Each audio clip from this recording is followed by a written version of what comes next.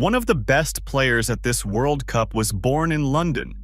He grew up 20 minutes from Wembley. He came through 4 English academies. He speaks with a West London accent. And right now, he is tearing the 2026 World Cup apart for France. His name is Michael Olise. And in this video, we're going to explore one of the most painful what-ifs in modern English football. We'll trace how a kid from Hayes slipped through the fingers of the English system, why he chose France when he could have chosen England, Nigeria, or Algeria, and exactly what the England team struggling through this World Cup would look like if Michael Olise was wearing white instead of blue.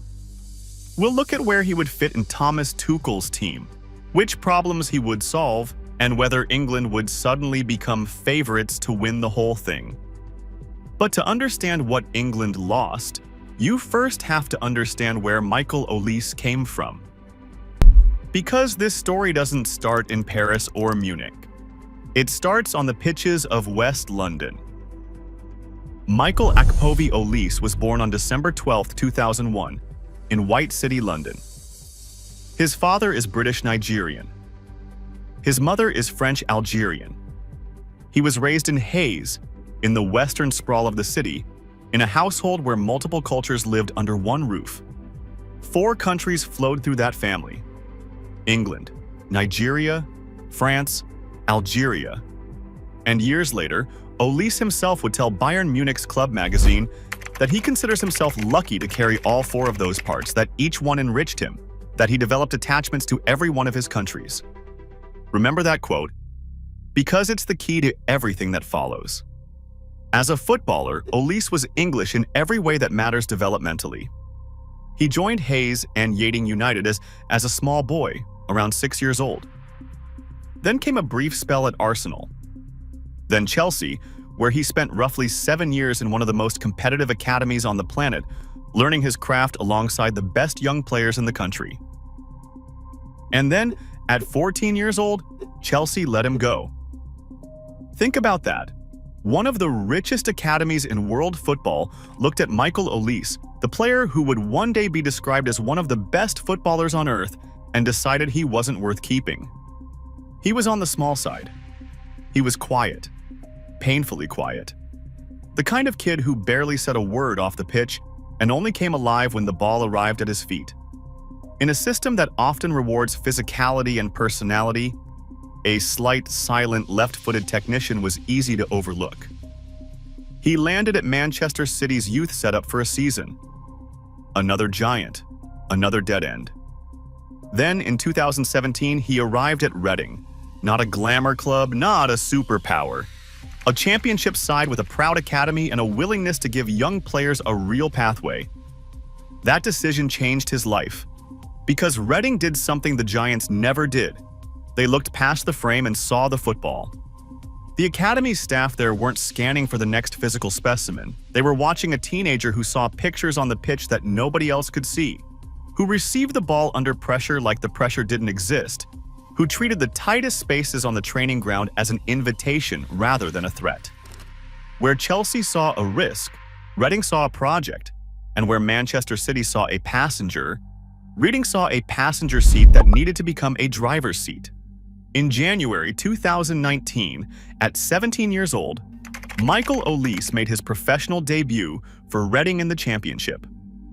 Over the next few seasons, he grew into the most coveted teenager in the division. The touch, the vision, the wand of a left foot that could bend free kicks into the top corner and slide passes through gaps that didn't seem to exist. By the 2020 to 2021 season, he was named the Championship's Young Player of the Season and voted into the division's Team of the Season. Every scout in England knew his name. And here's the part that should make English fans wince. While Olise was doing all of this, while he was lighting up English stadiums, developed entirely on English soil, playing English football in the English pyramid, the country that should have wrapped him in a 3 Lions shirt at 15 simply never did. Michael Olise never played for England. Not once, at any level. France, on the other hand, moved.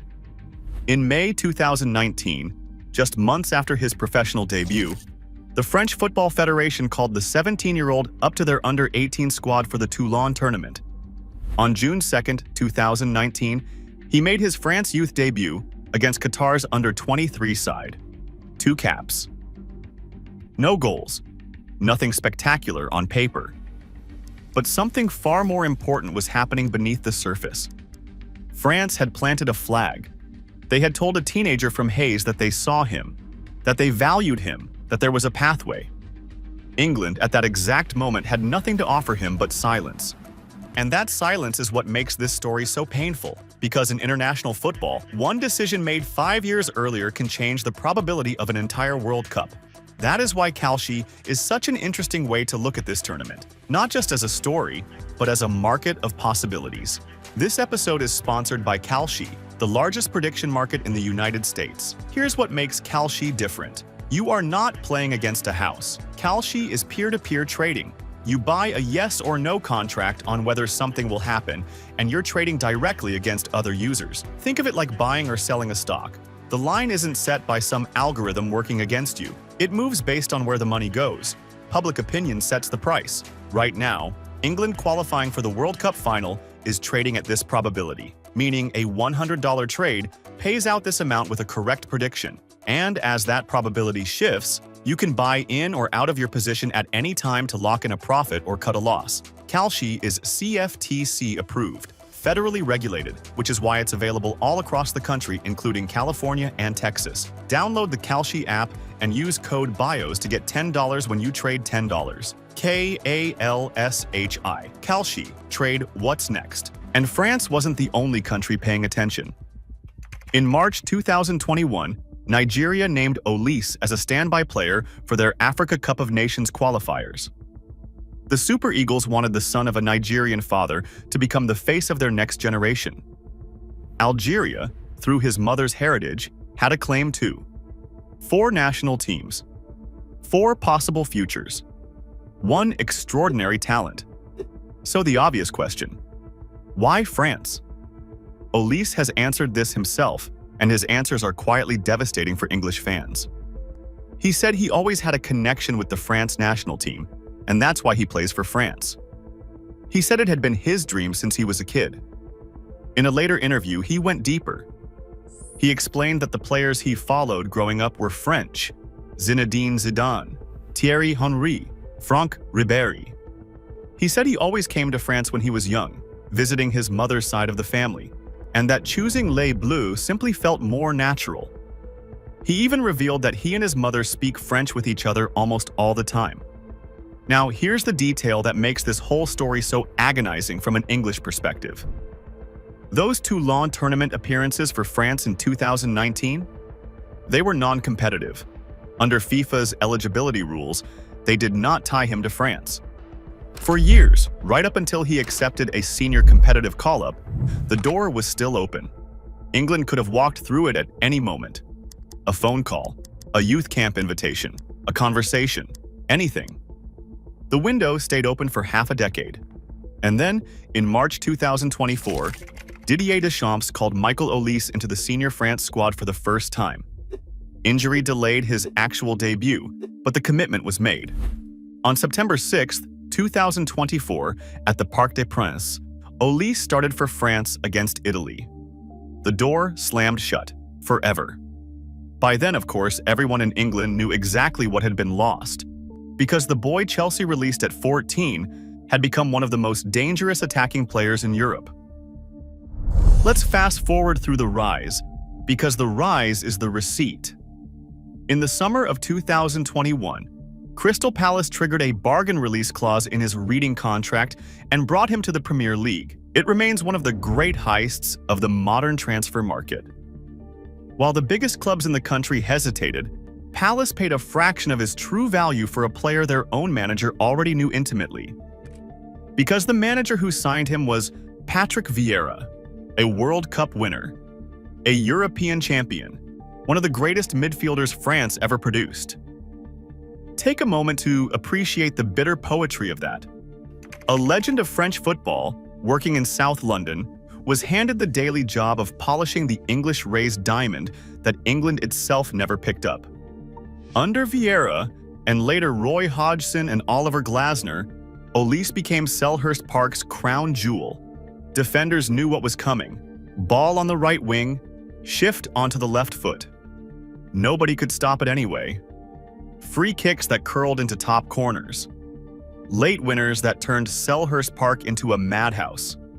Performances so effortless they almost looked casual, which fed the nickname his own teammates gave him. Mr. Nonchalant, the quiet kid who never seemed to sweat, never chased the cameras, never gave interviews if he could possibly avoid it, and then produced the most watchable football in the league every Saturday. By 2024, he was nominated for the PFA Young Player of the Year, and Vieira went on television and called him a future Ballon d'Or winner. Not a good player, not a star, a future Ballon d'Or winner. Then came Bayern Munich in the summer of 2024, and this is where Olise stopped being a cult favorite and became a monster. In his second season in Bavaria, the 2025 to 2026 campaign, Olise produced numbers that belong in a video game. 22 goals, 29 assists, 52 games, 51 goal contributions. He was named the Bundesliga's Player of the Season by his fellow professionals. He won the domestic double. And in April 2026, weeks before the World Cup, he scored a stoppage-time winner against Real Madrid in a Champions League quarter-final, a 7-goal epic that sent Bayern into the semi-finals and confirmed what the whole continent already suspected. Michael Olise wasn't just elite, he was becoming the main character of European football. Then, on June 8, 2026, in France's final warm-up match before the World Cup, he scored a hat-trick against Northern Ireland. A message delivered on British soil, days before the tournament began. And at this World Cup, he has been, by many measures, the best player in the entire competition. Man of the match. On his World Cup debut, as France beat Senegal 3-1, where his defense-splitting pass released Kylian Mbappé for the goal that made Mbappé France's all-time record scorer. 2 assists in the 3-0 win over Iraq that sealed qualification from the group. Another commanding display in the 4-1 dismantling of Norway. And then the masterpiece. The round of 32 against Sweden. 2 more assists in a 3-0 win. A nutmeg assist for Bradley Barcola. A perfectly weighted pass that erased the entire Swedish defense for Mbappé.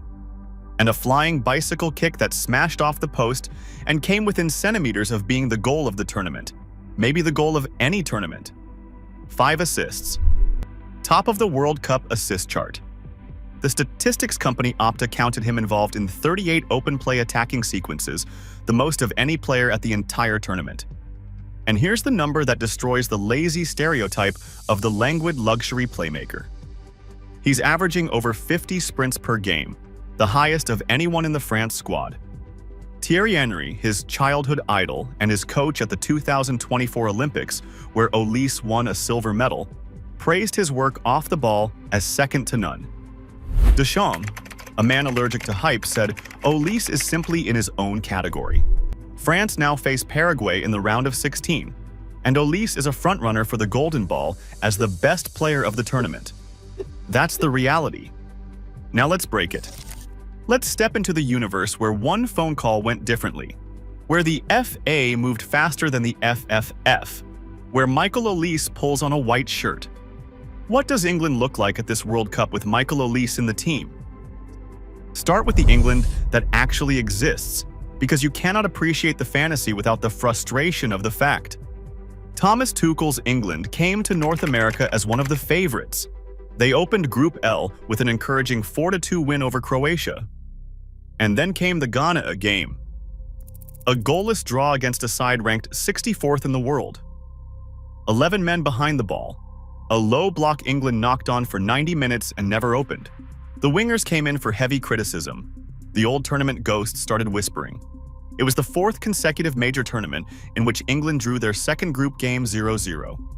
Then a laborious 2-0 win over Panama, goalless at halftime again, before Jude Bellingham and Harry Kane rescued the night. Then a genuine scare in the round of 32, falling behind early to DR Congo, before two late Harry Kane goals dragged England through 2-1. Next up, Mexico at the Azteca, at altitude, in the round of 16. England are winning, but nobody in England is sleeping well. The pattern is painfully familiar. Against deep, disciplined defensive blocks, this team runs out of ideas. And it's not for lack of talent. It's a specific missing ingredient. The player who receives the ball in a crowd of 4 defenders and, instead of recycling it sideways, does something none of those defenders can predict. Now remember who leads this World Cup in assists. Remember who leads this World Cup in open play attacking involvements. Remember whose defining gift, according to everyone who has ever watched him, is creating something out of absolutely nothing in the tightest spaces on the pitch. England's biggest weakness at this World Cup is a precise description of Michael Olise's greatest strength. So where does he play in Tuchel's England? This is where the counterfactual gets genuinely fascinating, because the honest answer is almost anywhere, and that flexibility is exactly why his absence stings so much. Option 1. The right wing. In our timeline, Tuchel left Phil Foden and Cole Palmer out of the squad entirely, and the wide rotation of Bukayo Saka, Noni Madueke, Anthony Gordon, and Marcus Rashford has blown hot and cold. Olise's natural home for most of his career has been that right flank, drifting infield onto the left foot. But here's the twist. Saka lives in that same zone. 2 of the best right wingers in the world, 1 starting spot. Except watch what Deschamps did with this exact kind of congestion in France's front line. Against Senegal, France looked disjointed for 45 minutes. At halftime, Deschamps moved Olise from the right into a central role, closer to the striker. France scored 3 times after the break. Olivier Giroud, watching as a pundit, pointed out that the positional switch was the move that unlocked everything. Which brings us to option 2. And this is the one that should haunt English fans. Olise as the central creator. The number 10 space, or the right-sided number 8 in possession, the role he has effectively played for France at this tournament, starting central and drifting to either flank at will. Now picture Tuchel's England against Ghana's fortress. Kane pinning the center backs. Saka stretching the right. Gordon or Rashford stretching the left. Bellingham arriving late into the box, doing what Bellingham does best.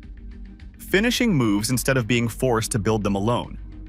And floating between the lines, Michael Olise receiving on the half-turn, sliding the passes that erase entire defensive blocks. The same passes that have already erased Senegal, Iraq, Norway, and Sweden in this exact tournament. That Ghana game doesn't finish 0-0. The Panama game isn't goalless at halftime. The DR Congo game doesn't need a late rescue act. And there's a third option that says everything about why elite managers treasure this player. The false wide role. At this World Cup, Deschamps has essentially let Olise choose his own adventure, starting him in a nominal right-sided position and giving him license to appear wherever the game needs him. 1 minute he's hugging the touchline. The next he's at the base of midfield, dictating tempo. The next he's popping up on the opposite wing entirely, which he did against Senegal just to make things happen.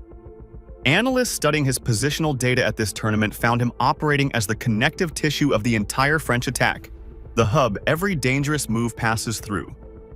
Tuchel, one of the most tactically sophisticated coaches of his generation, a man who built his reputation on fluid attacking structures at Paris and Chelsea, would know exactly what to do with a player like that.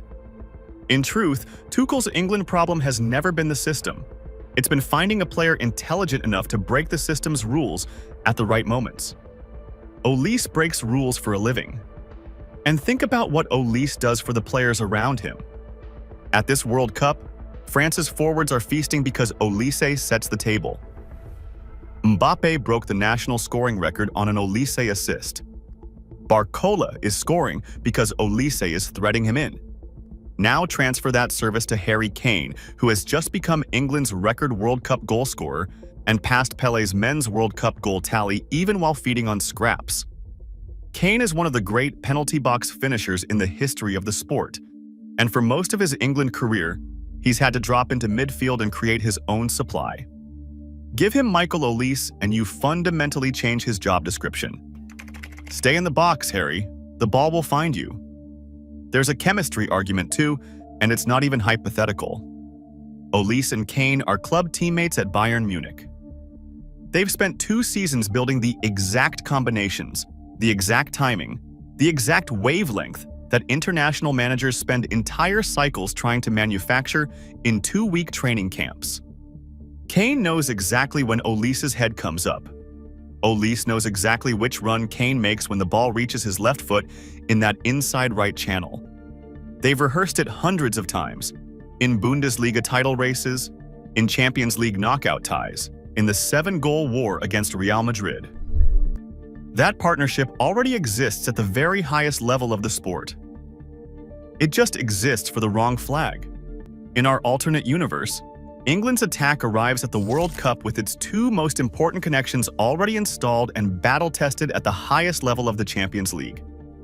And then there's Bellingham. In the real timeline, Bellingham is England's everything. Creator, carrier, scorer, talisman, pressure valve. It's magnificent and it's exhausting, and opponents know that if you suffocate Bellingham, you suffocate England. Add Olise and suddenly there are 2 players on the pitch capable of inventing a goal from nothing. You cannot double-team both. Every defensive resource spent on one liberates the other. This is exactly what France have discovered with Olise operating alongside Mbappe and Ousmane Dembele. Star players don't dilute each other when their gifts are complementary. They multiply, so let's say it plainly. The England of our timeline is a very good team with a creativity bottleneck, grinding through the bracket on Kane's finishing and Bellingham's willpower, hoping the football eventually clicks. The England of the Olise timeline is arguably the most complete attacking unit at the tournament. Kane's finishing, Bellingham's arrivals, Saka's directness, Rice's platform, and the tournament's outstanding creator conducting all of it. On paper, that team isn't hoping to win the World Cup. That team expects to. Would they? We can't know. Tournaments are cruel, and one bad bounce at the Azteca can end any fantasy. Mexico at altitude is a genuine trap. Brazil potentially wait in the quarterfinals. But ask yourself one question. If you could add one player, any player, from this World Cup to Tuchel's England squad right now, based purely on what has actually happened on the pitch over the last 3 weeks, who are you picking? The leading assist provider, the most involved attacker in the competition, the golden ball frontrunner, the one whose skill set precisely matches England's most glaring flaw, who happens to be a Londoner who already plays with Harry Kane every single week. There's only one answer, and he's wearing blue. Now for the uncomfortable part. Because the instinct is to treat Olise as a freak accident, a 1 in a million slip. He isn't. He's a pattern. Jamal Musiala, born in Germany, raised in England from the age of 7, developed at Chelsea's academy, capped by England at youth level all the way up to the under-21s, chose Germany, became one of the best attacking midfielders in the world. Folarin Balogun, raised in London, developed at Arsenal, capped by England's youth teams, chose the United States and became their starting striker. And now Olise, the most extreme case of all, because unlike Musiala and Balogun, England never even capped him once. The English system developed him from age 6 to age 19 and never formally acknowledged he existed. And the pattern runs deeper than 3 names. Modern international football is a recruitment war fought over teenagers with multiple passports, and the federations that win it are the ones that move early, move personally, and make a kid feel like the shirt already belongs to him. France has turned this into an art form, harvesting talent born far beyond its borders and binding it to the tricolor before rivals even schedule a meeting. The Zidane effect is real. A generation of children with North African and West African heritage grew up watching a son of Algerian immigrants lift the World Cup for France and concluded that the blue shirt was where players like them became immortal. Olise said it himself. His idols were Zidane, Henry Ribéry. England's history, for all its romance, never offered him a mirror like that. Why does this keep happening? Part of it is simple mathematics. England's youth ranks in the late 2010s were absurdly stacked, and a quiet, undersized playmaker at a championship club was easy to deprioritize when the pathway was clogged with academy stars from the Big Six. Part of it is scouting philosophy. The English system has historically been quicker to reward athleticism and slower to protect the small technical outlier, which is exactly why Chelsea released him at 14 in the first place. And part of it is emotional. France made a teenager feel wanted in 2019. England made him feel invisible. When the senior call finally came, it came from Paris, and by his own account, his heart had been there all along, with the Zidane and Henry posters of his childhood. But here's the counterpoint that keeps this from being a simple story of English incompetence, and it's important to be fair. Olise has never framed his choice as a rejection of England. He grew up idolizing French players. He spent his childhood summers in France. He speaks French with his mother. He has said the connection always felt natural, that playing for Les Bleus was his dream as a kid. There is a real possibility that no amount of Football Association charm offensive was ever going to change the ending. Sometimes a player has 4 flags and 1 heart. You can criticize England for never making the call. You cannot guarantee the call would have been answered. And that's what makes this what-if so uniquely painful. With most sliding doors stories, there's a clear villain or a clear moment of failure. Here, there's a chain of small defensible decisions. Chelsea releasing a slight 14-year-old, the kind of call academies make 100 times a year. England's youth selectors passing over a championship teenager in a golden generation. The Football Association assuming there would be time later. Each link understandable. The chain catastrophic. Because the cost isn't abstract anymore. The cost is playing out on television every 4 days. While England's wingers were being criticized for failing to break down Ghana, Olise was dismantling Iraq. While England needed 2 late Kane goals to survive the Democratic Republic of the Congo, Olise was hitting the post with an overhead kick that made the entire planet gasp, then setting up 2 more goals anyway. The alternate universe isn't hidden. It's broadcast in high definition, wearing number 11 for France. Meanwhile, the real England march on into the thin air of Mexico City. The Azteca, over 2,000 meters above sea level, one of the most intimidating venues in world football, against a co-host carried by 100,000 screaming supporters. It's the kind of night where legs get heavy, where chances become precious, where one moment of individual genius decides everything. England will walk into that cauldron with Kane's finishing, Bellingham's fire, and a nagging question about who creates when the game tightens. France walked into their knockout rounds with the answer wearing number 11. And there's one final twist of the knife. Check the bracket. England and France are on opposite sides of the draw. They cannot meet in the round of 16. They cannot meet in the quarterfinals. They cannot meet in the semifinals. If Thomas Tuchel's England go all the way to the final on July 19th in New Jersey, and if France do the same, then 60 years after 1966, England's shot at ending the most famous drought in football could come down to one match. Against France. Against Mbappe, Dembele, and the conductor himself. A boy from Hayes, 20 minutes from Wembley, standing between England and the World Cup. Imagine that final. Imagine the build-up. Every English paper running the same story. The one that got away, 90 minutes from breaking 30 million hearts. If Michael Olise lifts the World Cup trophy while wearing blue, having grown up dreaming in French but living in English, it becomes one of the great ironies in the history of international football. And if he does it against England, it becomes something beyond irony. It becomes a national scar with a name. It isn't England. It was never England. And the most haunting part of this entire story is that, for 5 long years, it so easily could have been.